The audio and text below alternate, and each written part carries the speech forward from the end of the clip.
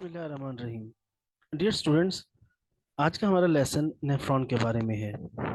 पहले हम नेफ्रॉन के स्ट्रक्चर पर बात करेंगे और उसके बाद हम इसके तमाम नेफ्रॉन के जो पार्ट्स हैं वहाँ किस तरीके से फिल्ट्रेशन का प्रोसेस होता है उस पर बात करेंगे। तो सबसे पहले नेफ्रॉन की बात में कुछ हम बैकग्राउंड इसका इंट्रोडक्शन समझ लें। नेफ्रॉन्स जो हैं, these are small microscopic tubules which are present in both kidney. हमारे दोनों किडनी में millions of nephrons, these tubes are present, और इनका काम है ब्लड को फिल्टर करना, ब्लड को साफ करना। हमारे ब्लड में जो मेटाबॉलिक वेस्ट कंपोनेंट्स हैं, यूरिया, यूरिक एसिड, अमोनिया, उनको रिमूव करना, एक्स्ट्रा वाटर, टॉक्सिन्स, उनको रिमूव करना, और जो कारामद चीज़ें हैं जैसे कि ग्लूकोज, वाइटामिन्स, सॉल्ट्स और वाटर, उसको वापस रीअब्सॉर्ब करके ब्लड का हिस्सा बना देना। तो नेफ्रॉन के जो स्ट्रक्चर हैं, उसमें सबसे पहले हमें जो स्ट्रक्चर नज़र आता है वो हमें उसका बाउल शेप बोमेन कैप्सूल है। इस बोमेन कैप्सूल के अंदर हमें रीनल आर्टरी जाती हुई दिखाई दे रही है। बेसिकली रीनल आर्टरी वो आर्टरी है जो ऑक्सीजनेटेड ब्लड तो लेकर आ रही है नेफ्रॉन में, लेकिन ऑक्सीजनेटेड ब्लड के साथ मेटाबॉलिक वेस्ट भी इसमें मौजूद है, और यहाँ ब्लड प्रेशर इस आर्टरी में ज़्यादा है।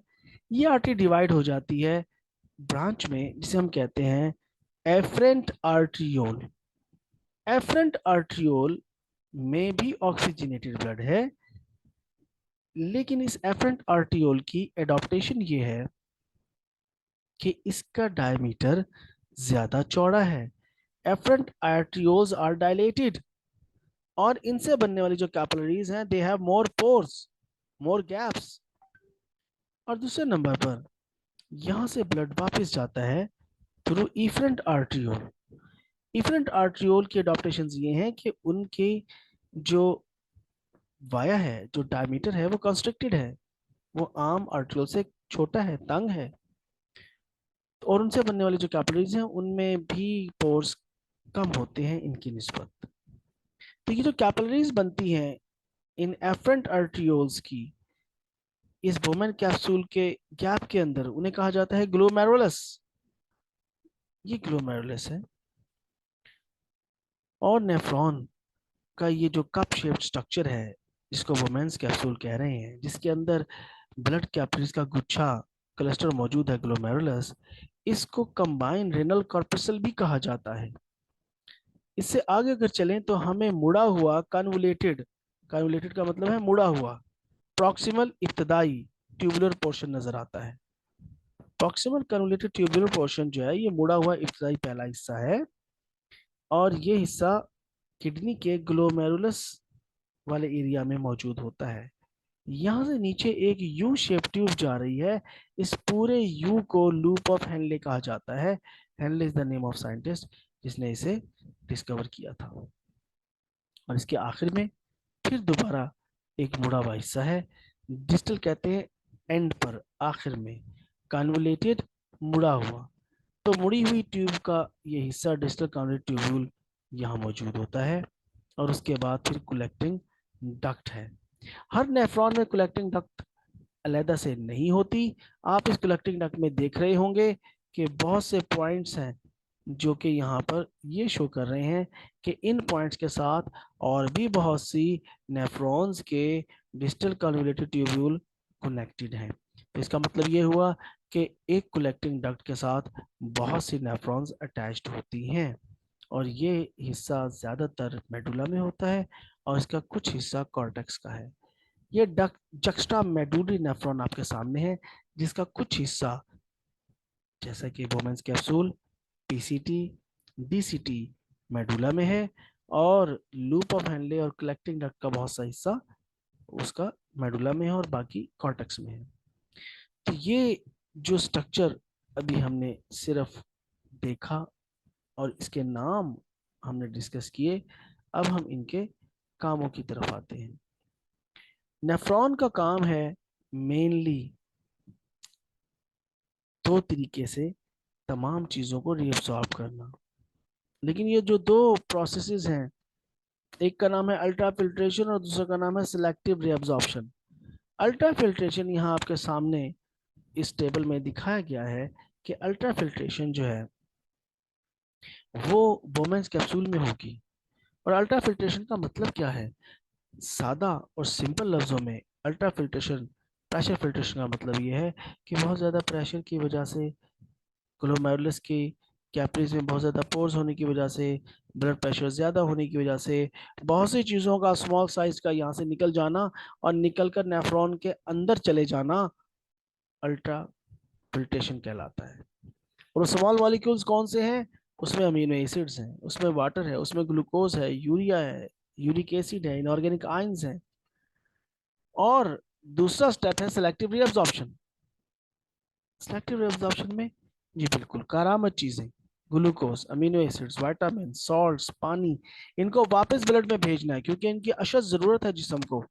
तो नेफ्रॉन में प्रेशर की वजह से जो कुछ भी आ गया हुआ है उसमें से कारामद चीज़ों को वापस सेलेक्टिवली रीअब्सॉर्ब करके ब्लड का हिस्सा बना देना, ब्लड कैपिलरीज में पहुंचा देना, इसका नाम है सेलेक्टिव रीअब्सॉर्प्शन। और ये कहाँ पर हो रहा है? ये पीसीटी, प्रॉक्सिमल कल्विनेटरी ट्यूब्यूल में भी होगा, ये लूप ऑफ हेनले में भी होगा, ये डीसीटी में भी होगा, कलेक्टिंग डक्ट में भी होगा।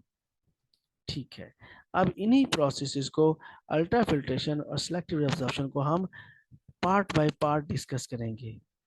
क्या मतलब? इसका मतलब ये है कि हम सबसे पहले स्टार्ट करेंगे बोमेन कैप्सूल में जो ग्लोमेरुलस है, इस ग्लोमेरुलस में किस तरीके से प्रेशर फिल्ट्रेशन का प्रोसेस होता है। स्टूडेंट्स, ये आपके सामने जो डायग्राम है, इस डायग्राम में आप वाज़ेह तौर पर देख सकते हैं कि यहाँ पर एक तो वोमेन्स कैप्सूल नज़र आ रहा है आपको, ठीक है। और यहाँ पर हमें वो तमाम स्ट्रक्चर्स नज़र आ रहे हैं जो हमने डिस्कस किए थे, जैसा कि एफरेंट आर्ट्रियोल। अब एफरेंट आर्ट्रियोल में मैंने आपको ये बताया था कि एफरेंट आर्ट्रियोल की जो पोर्स हैं, मतलब इसकी कैपिलरीज में जो सुराख हैं वो ज़्यादा है और बड़े हैं। लेकिन अगली बात ये है कि जो वोमेन्स कैप्सूल, ये जो वुमेन्स कैप्सूल आपके सामने यहाँ बना हुआ है, इस वुमेन कैप्सूल के अंदर जो है, मैं यहाँ इसको मज़ीद बड़ा करके बना भी देता हूँ कि वुमेन कैप्सूल के अंदर जो सेल्स हैं, उन सेल्स में कुछ ख़ास किस्म की स्ट्रक्चर्स हैं। और उन स्ट्रक्चर्स में या उन सेल्स में ख़ास किस्म की ग्रूव्स हैं। और जो वुमेन्स कैप्सूल है उसके स्टार्ट वाली साइड पर जो सेल्स हैं, उन तमाम सेल्स का नाम पोडोसाइट है, पोडोसाइट्स। और यहाँ आपको नजर आ रहे होंगे, तो यहाँ पर भी ये पोडोसाइट्स दिखाए गए हैं। तो पोडोसाइट्स जो हैं ये वुमेन कैप्सूल के इब्तदाई हिस्से में मौजूद हैं। पोडोसाइट्स क्या करते हैं? पहले तो हम कैपिलरी से ही स्टार्ट कर लेते हैं कि ये जो ब्लड है, ये ब्लड यहाँ पर ज़्यादा होल्स कैपिलरी की एंडोथीलियम में, और उसके बाद एक और लेयर चढ़ी हुई है ब्लड कैपिलरी के इर्द गिर्द। जैसे हमारे पास एक बॉल पॉइंट हो या मार्कर हो, उसके इर्द गिर्द हम टेप लपेट दें, तो इस तरह से यहाँ पर कैपिलरीज के इर्द गिर्द एक और लेयर लिपटी हुई है, और इस लेयर का नाम है बेसमेंट मेम्ब्रेन। ये बेसमेंट मेम्ब्रेन किसकी बनी हुई है? ये बेसमेंट मेम्ब्रेन बनी हुई है कोलाजिन की और ग्लाइकोप्रोटीन की। और इस बेसमेंट मेम्ब्रेन के बड़े ज़बरदस्त काम हैं। एक काम तो इसका ये है, यकीनन, कि ये सिलेक्टेड चीज़ों को ही अंदर आने देगी। 68,000 डेल्ट्रॉन से बड़े साइज की मॉलिक्यूल्स को अंदर आने नहीं देगा। इसका काम है सिलेक्टिव। सिलेक्टिवली चीज़ें अंदर आ सकती हैं, बहुत बड़े साइज की आरबीसी नहीं आ सकते, बड़े वाइट ब्लड सेल्स नहीं आ सकते, बड़ी प्रोटीन्स नहीं आ सकती। और दूसरा, इस बेसमेंट मेम्ब्रेन में जो ग्लाइकोप्रोटीन्स हैं उन पर नेगेटिव चार्ज है, और उस नेगेटिव चार्ज की वजह से लार्ज साइज प्रोटीन रिपेल होकर अंदर नहीं आएंगी। तो जनाब ये जो बेसमेंट मेम्ब्रेन है इसका ज़बरदस्त फंक्शन है इस फिल्ट्रेशन के अंदर, के फिल्ट्रेशन में चीज़ों को सिलेक्टिवली अंदर आने देना। नेगेटिवली चार्ज होने की वजह से पॉजिटिव चीज़ें चार्ज वाली आएंगी, और आएंगी भी छोटी, जिनका साइज 68,000 डेल्ट्रॉन है। उसके बाद हमें यहाँ नजर आ रहे हैं पोडोसाइट सेल्स, जिनकी डायग्राम मैंने अभी बनाई थी। और इन पोडोसाइट सेल्स की खास बात यह है कि इनके ये आपको फिंगर लाइक प्रोजेक्शंस नजर आ रही हैं, ग्रूव्स नजर आ रही हैं।